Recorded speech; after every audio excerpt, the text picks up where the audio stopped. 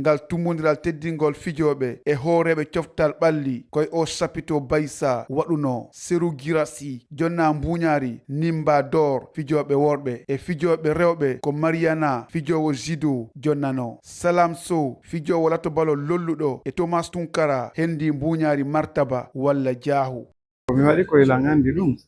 anduɓe ɓen kadi no andi e Allah jarama mi waɗi ko Allah yo andamɓe. E nder pelle coftal ɓalli 40 pelle 27 teddinano e 4 ɓura manitorede golleji mum. Madina Daf tawaɗo e hooreɓe fedde karaté. Min jaɓɓorike o honneur mo min heɓi ɓay min heɓi ɗi ɗiɗi kala fof min heɓi en équipe min heɓi individuel donc haray koko min weltori e ko min handi e muɗum.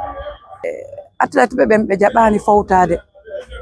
encadreur ɓe jaɓani fawtade ministére on kadi jaɓani men lutta ɗo mo kala e maɓɓe waɗi ko wawi ko si mo kala jonnodiri jungo ko ɗum ɗo hono ɗum ɗo yaltata.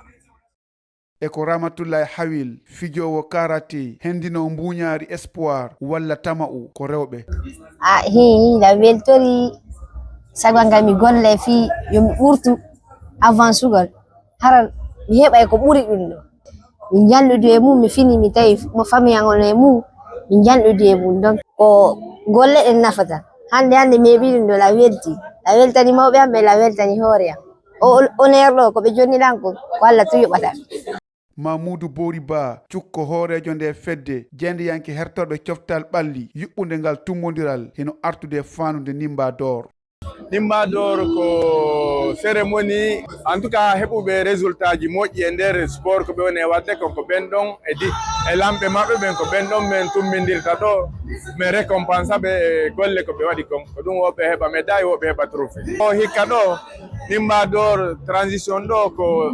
2021 ha 2025 ko heɓuɓe médaille e nder ɗi duuɓi ɗo 4 fof e hawtidira invita ɗo ɓe jonna satisfait sit fi weltanagol ɓe fi golle ko ɓe waɗi kon fof e nder ɗi duuɓi ɗo 4. Ara meɗen weltani d' abord e ministére des sports wallitiɓe ɓen fi organisation Nimba Dor e sportif ɓe waɗoɓe sport ɓen fof ara meɗen toriɓe kadi yo ɓurtu wakkilade par ce que sa wakkilike yimɓe ɓen anda ko wonɗa e wadde si cérémonie si fof waɗi ɓe jonnitama vraiment geɓal ma par ce que ɗo aray ɗo ko récompense gol ɓurɓe wakkilade ɓen ko wakkiliɓe wona e jarnede. E ko Mamadi Doumbouya jonano mbuñaari hoorejo coftal ɓalli e jagorɗo makko coftal ɓalli on Bogola Haba jonna mbuñaari hertagol walla Nimba Dor spécial.